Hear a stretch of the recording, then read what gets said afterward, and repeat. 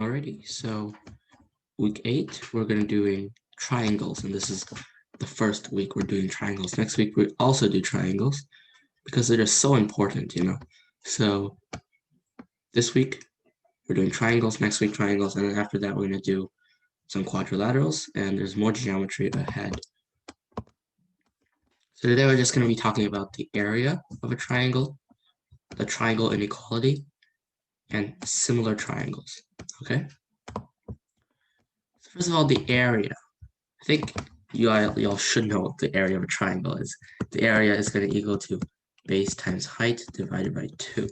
So the definitions of base times height basically means that the base can be any side of this triangle. It could be this one, it could be this one, it could be this one. It doesn't have to be the bottom side. It can be any side. And the height, it just has to be the perpendicular length from its opposite. So let's say I'm going to take this as the base. The height's just going to be, if we draw a line from the opposite vertex to the base, and it's perpendicular to it, then this is the height, okay? Doesn't matter which base we use, the height is always going to be the perpendicular line from the base to the other vertex, okay? So this means that to represent the area of a triangle, you can use any combination of bases and heights, and you'll get the same answer. So if I use this base and this height, we also get the area. If I use this base and this height, I also get the area. Okay, as long as I use the base and a height, we're going to get the same answer for all of those options. Okay, sometimes it's a little weird. How do we figure out the height in a triangle kind of like this? Draw it out here.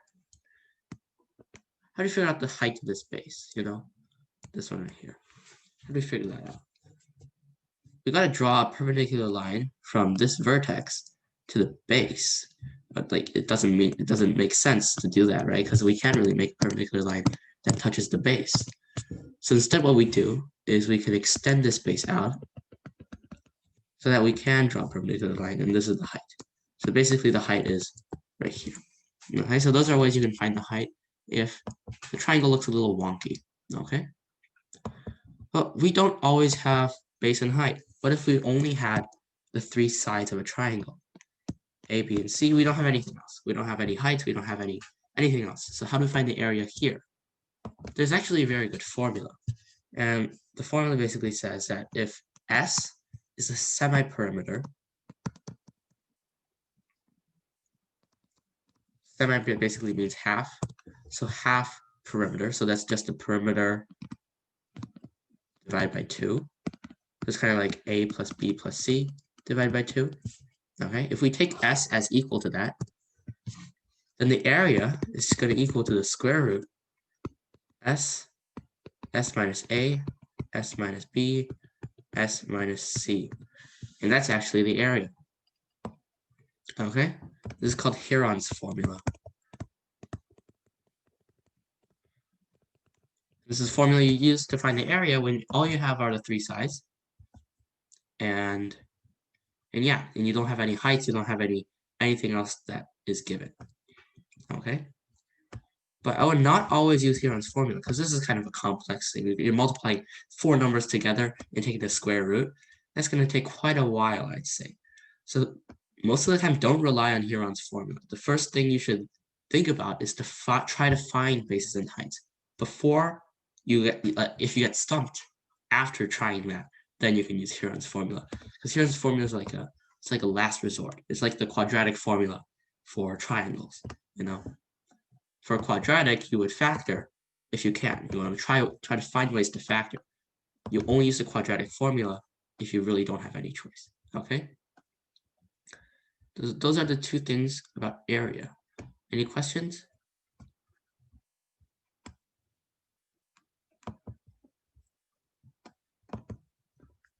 All right. Problems here. I'll give you guys 3 minutes.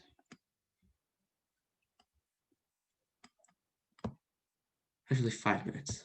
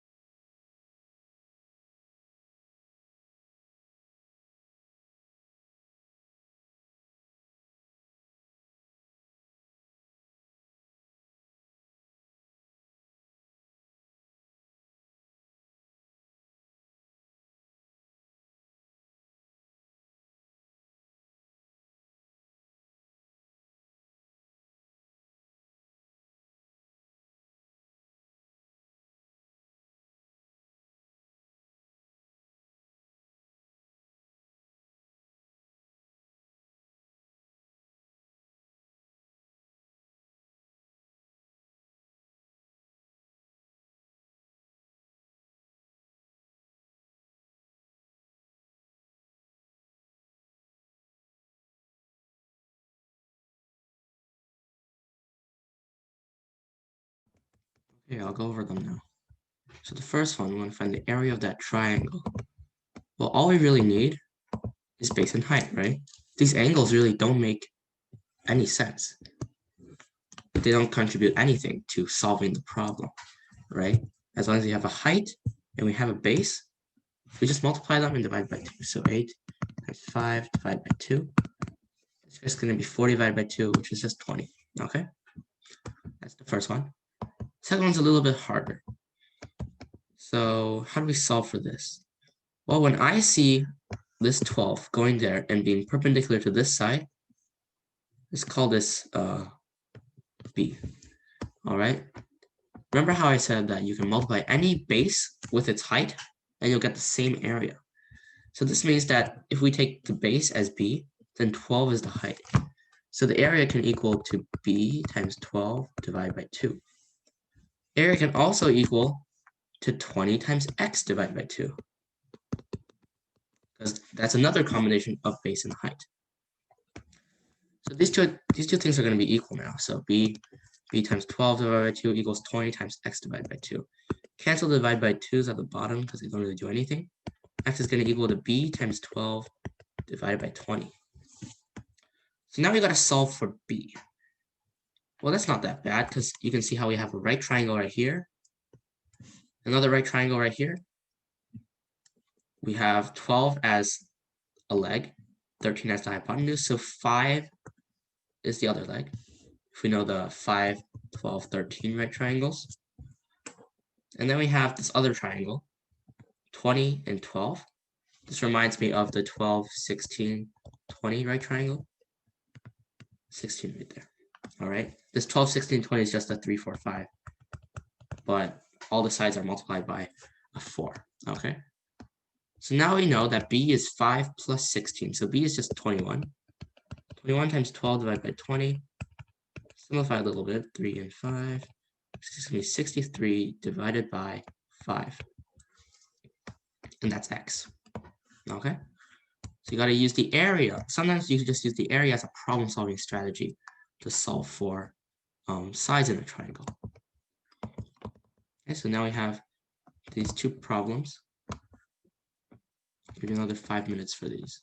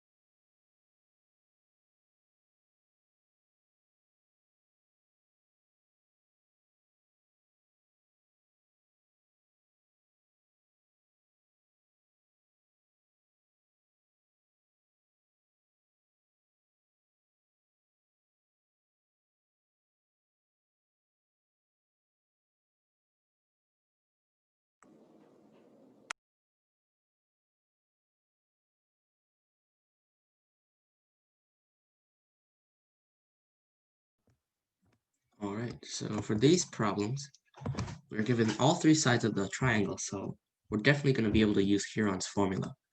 But is there a better way? Let's first look for a better way. We have 4, 5, and 6. Can we think of any right triangles we can make so we can find a height somewhere? Well, if you think about it, 4 and 5 are part of the 3, 4, 5 right triangle, but 6 is not. So doesn't seem like you do have a way to draw any heights here, right? So it doesn't seem like we do have a way. So what we're going to do, we're going to use Huron's formula now. Okay, so first we're going to have to find the semi-perimeter, which is going to be 6 plus 4 plus 5, 15. We have to divide that by 2, so that's going to be 15 over 2. So S is 15 over 2. I'm going to do S minus the first side, 4. So 15 minus 15 over 2 minus 8 over 2, because that's 4, 7 over 2. Now I got to do 15 over 2 minus the next side, minus 10 over 2, because that's 5. It's going to be 5 halves. And then for 6, it's going to be 15 over 2 minus 12 over 2. It's going to be 3 over 2. Okay, so this is going to be the area. Well, let me see things here. Let's first group all the numerators together. So this is going to be 15 times 7 times 5 times 3, that's 15, over 2 times 2 times 2 times 2. We've got two 15s here. That makes 15 squared, and we can take the 15 out of there. So 15 can come out. We've got four 2s, which is going to be 16. And 16 is a perfect square, so we can get that out of there. We got a 4 out here. So 15 over 4, and then we have the square root of 7 left in, and that's going to be the answer. Okay, some of you gave me some decimal answers, but no, that is not right, because no matter how many decimal places you use, it's never going to be equal to this answer, right? Because 7, square root 7, that's a really abstract number. So you got to get the exact number. Otherwise, it's not going to be right. Okay. Just a heads up there. So the next one, we can also use Huron's formula, and you'll get the answer that way. But there is a better way. So let's first draw out the triangle. We got 15 here, 13 here, 14 here. As we did for the last one, let's try to find a way we can make right triangles so we can find the height. So if we use this, we're gonna have to have 14 as a hypotenuse, which doesn't work. We don't know any triangles with the 14 as a hypotenuse. Let's try this one. Still, 14 is the hypotenuse. That doesn't work. Let's try this one. We've got 15 as a hypotenuse, 13 as a hypotenuse, and they share a side. If we can think of anything, for 13, we have the 13, 12, 5. Okay. For 15 and 5, we don't know if there's any triangle like that. So 5 cannot be the shared side. So the shared side's got to be 12. So then this would be 5, and 15, 12, 9. And look, by chance, 9 plus 5 is 14. We guessed it correct. We actually made a height by using right triangles. We didn't have to use Huron's formula at all. Okay, so now we just know that for this pair of height and base, we got 14 as the base, 12 as the height, so that's just 14 times 12 divided by 2, which is 84. Any questions?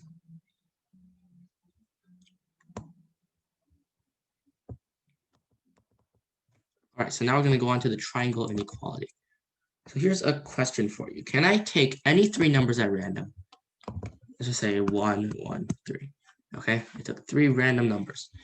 Can we make those as the size of a triangle? Well, let's first start out with the length of 3. So that's 3. So we got to connect these two endpoints with two sides of length 1. If we see that no matter how we stretch these two sides of length 1, they're never going to be able to connect these two endpoints of the side length 3, right? If we tried it like this, so there would be an even smaller opening. At their maximum, they can extend a length of 2, but that's still not enough to connect the 3s to connect the endpoints of the length 3 to make a triangle. So obviously, we can't always make a triangle out of any 3 random numbers, okay? So what do we know from this? Well, for this length to be able to connect the 3 dots, the dots at the ends of the 3, then they're going to have to add up to a length that is greater than this length, right? Because if they equal that length, let's say we had 2 and 1 instead. If they equal that length, then they would overlap directly on the 3, and that doesn't make any triangle because the lines are exactly overlapping and there's no space inside. The triangle has to make some space. So to make this actually a triangle, we got to make the 2 plus 1 be longer than the 3. So then they can like rise up a little bit and fit the 3 in. So we can have 3 and 1 and then 3. Okay? So this means that the sum of any 2 sides in the triangle has to be greater than the other side. So if we have A, B, and C here, A plus B has to be greater than 3, has to be greater than C. Okay, the sum of any 2 sides has to be greater than the last side. Similarly, B plus C has to be greater than A, and A plus C has to be greater than B. And only if all 3 of these are true, all 3 of these has to be true. If only this works, then it can be a triangle, okay? All the triangles, you know, they satisfy these. But if we just have 3 random numbers, we have to use these inequalities to figure out if it actually is a triangle or not, okay? So this is just a triangle inequality. These 3 inequalities have to be true for the triangle to be a triangle, to actually exist, okay? Any questions?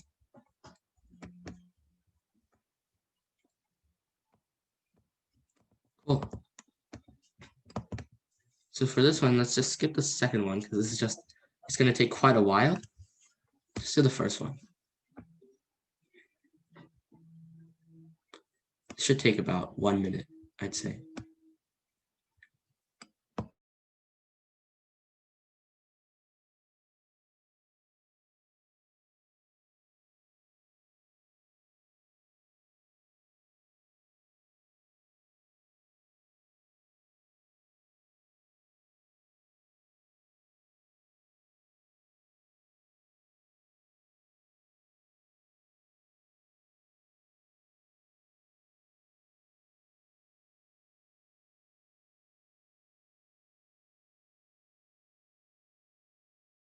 A lot of people have gotten it. Can you figure out what the maximum value of x can be?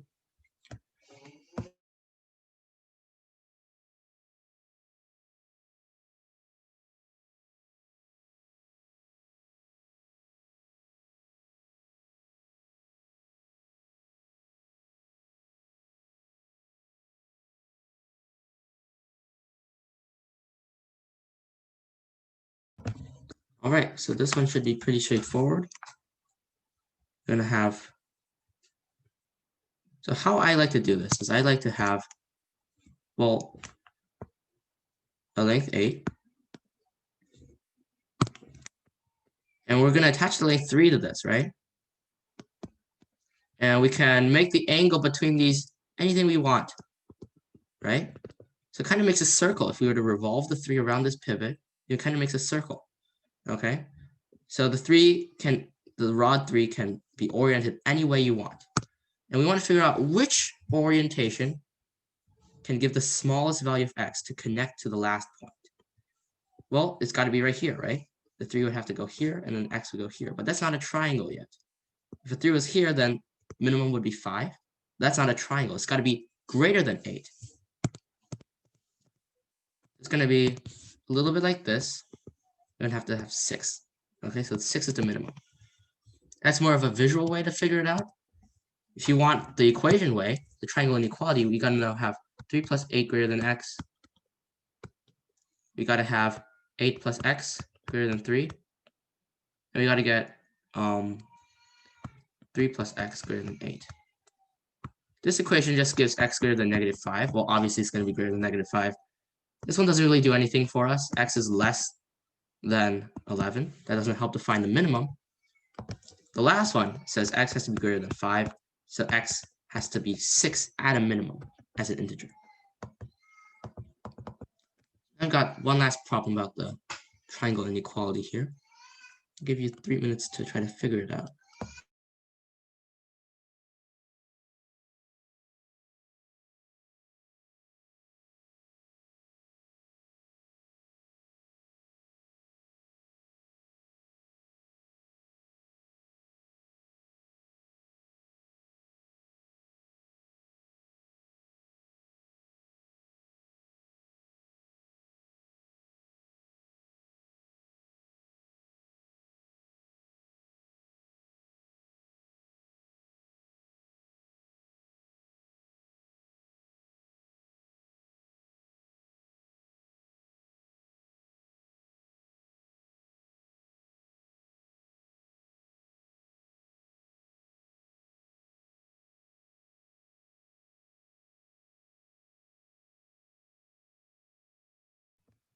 So this one, you don't need to chat me your answer.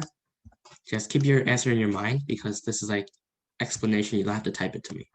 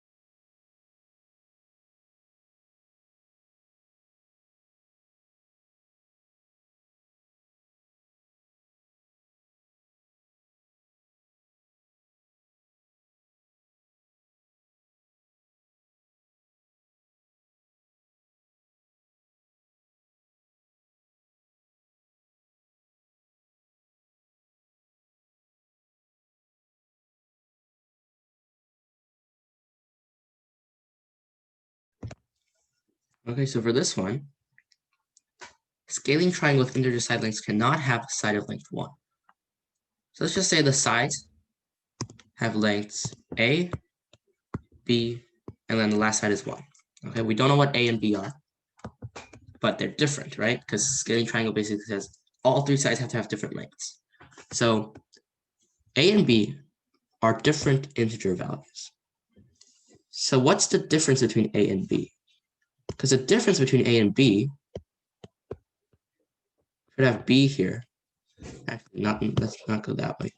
So a and b, since they're different integers, they can be a difference of 1 apart. They could be a difference of 2. Okay. So difference between a and b, because they have to be different integers. At minimum, their difference can be 1. Okay. So what that means is that if at minimum the difference between a and b is 1, if we were to take a here and we were to take b, then that's basically doing a minus b here, right? And the last side would equal to 1. So that's the only way we can connect a, b, and 1 together. Do you see how that works? If a and b had a difference of 2, b's cut off here.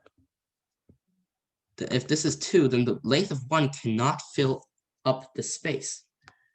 Okay, so the only scenario we can connect all 3 of these lines is in this scenario. But this scenario is not even a triangle because a, 1, and b exactly overlap. If the difference were to get even bigger, it would be even harder for the 1 to fill in. Okay, so that's why a scaling triangle with integer side lengths cannot have a side of length 1, purely because the minimum difference between A and B can be 1. Okay? If the minimum difference has to be 1, then no way you can make a triangle with another side of length 1. Any questions?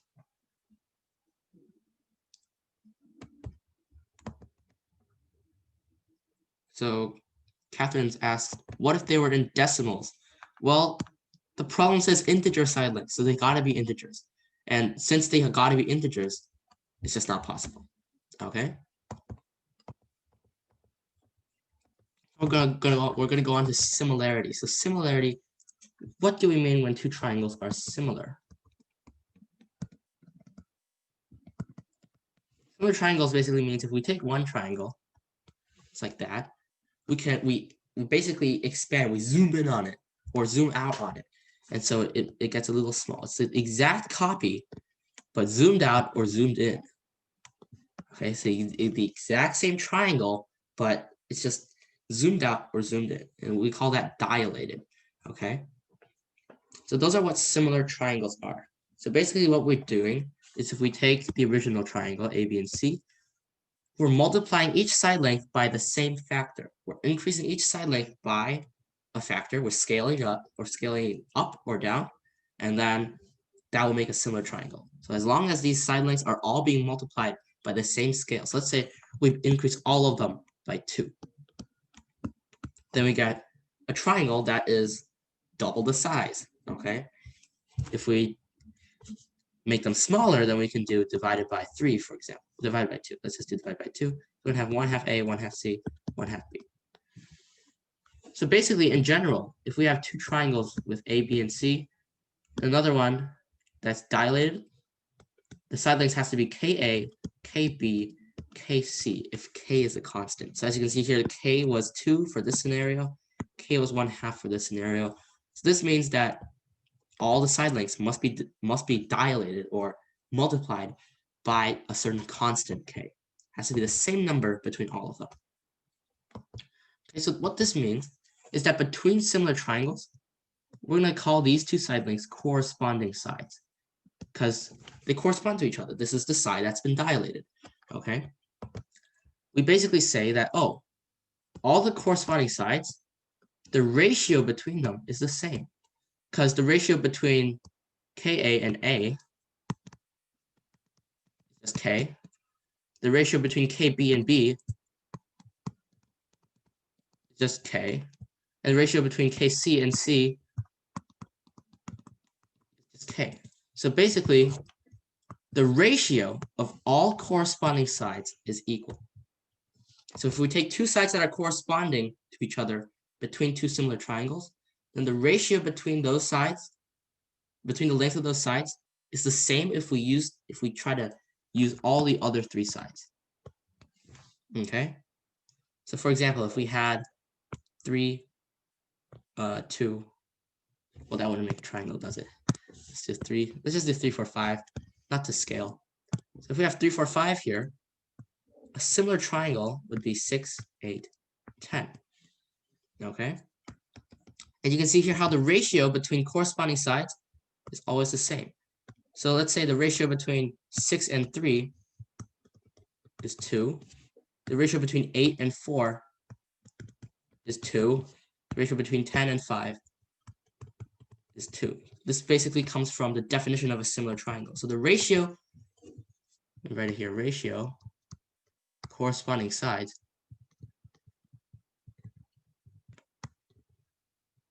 equal. So the ratio between them. All right. So now another cool thing about similar triangles is you can see how the angles don't change. The side lengths change. We're just zooming in on it. The side lengths are increasing, but the triangle itself, it's still an identical copy, except the side lengths are just increased. You're zooming in on it or zooming out, okay? And the angles are not going to change as a result, right? Because the triangle is still shaped like that. So we also know that the corresponding angles are equal. So we got the corresponding angles are equal, and the ratio between the corresponding sides are equal. the corresponding sides are not equal. The ratio between them is equal for all three pairs. So let's say this is a pair, this is a pair, this is a pair. So the ratio between them is the same for all three pairs, and all the angles themselves are equal. Okay, the angles are equal. So this angle is actually equal to this angle here. Okay, it's not like the ratio between them is equal. They're actually equal. Okay, so those are the two things about similar triangles. So how do we know if two triangles are similar? Well, what we know that is with angle, angle. This basically means that if we know two angles, and these angles are the same between the triangles, let's say we know this one, they're the same, this one, they're also the same, then these two triangles have to be similar. Because if we know two angles, then the last angle has to be the same as well, right? And if all three angles are the same, that's the definition of a similar triangle, you know? So that's the first way we can find if a triangle is similar. If we can find that these two triangles have two angles that are the same, then they are similar. We have another way, which is SAS. This basically says that if we have an angle between two sides, if we have two sides, we know these two sides, and we have the angle between them. If the ratio of the sides, if the ratio between these sides is equal to the ratio between these sides, and the angles are equal, then these two triangles must be similar. Okay? You can think of this pretty intuitively because the angle basically determines how wide these sides are stretching, you know? And if the angle is the same, then we're basically kind of like, if we imagine this thing as an angle here, we're going to draw just a regular angle, right? Like this. If you were to draw an angle, if we dilate this angle, then that means we're dilating the side we must have to connect these two endpoints. Okay? So the other way you can find if two triangles are similar, if we have two sides and the angle between them. Okay? And the last way is side, side, side. If all the sides, all three sides, have the same ratio, okay, the corresponding sides are the same ratio between them, then it's also similar. So these are the three ways we can find if triangles are similar. First, if two angles are same, then the two triangles are similar. If we have a side, two sides, and an angle between them, and we know that the corresponding sides, have the same ratio, and the angles are equal, that's also similar. If we also know that all three sides are in the corresponding ratio, and it's the same ratio, then those are also similar. Okay? Just some problems here.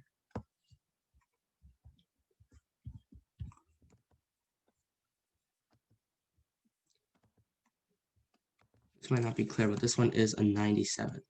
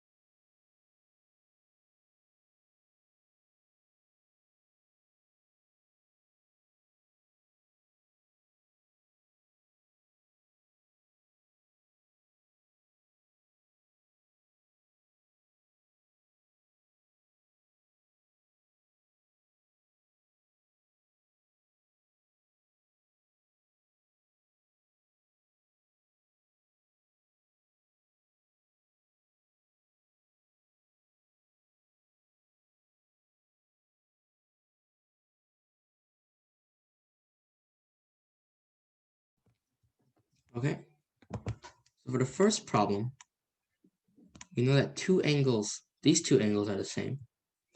But we don't know, 26 is not equal to 97, right? So we just don't know yet if they are similar.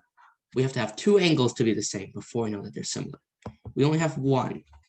So, well, we know that the angles must sum up to 180 degrees, so we can just use math to find out what the last angle is. So 26 plus 57, that's just 83. So we're going to do 180 minus 83 to get the last angle here. Do some subtraction. Actually, not right.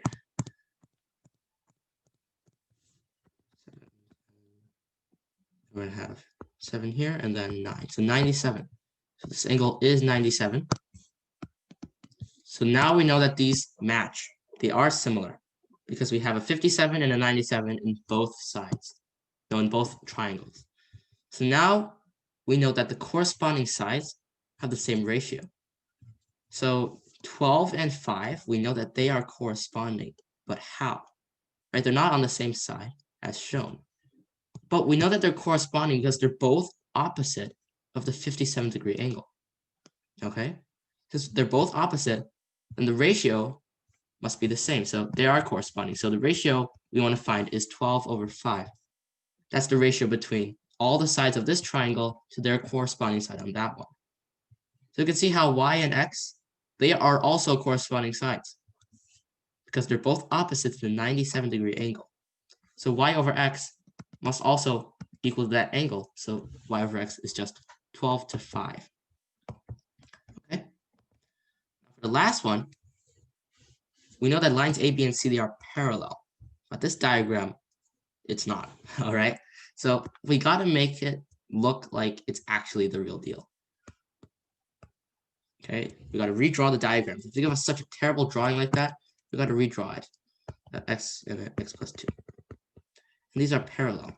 Okay, so what do we know about parallel lines? Well, if we have two parallel lines and the line is cutting through them like this one, then they make congruent angles. Right? We know that these two angles must be congruent because they're the small angles. And these two angles must be congruent as well because they are made from this line cutting through the two parallel lines. Okay, so now we're going to use our knowledge about parallel lines to solve for these angles. Well, now what?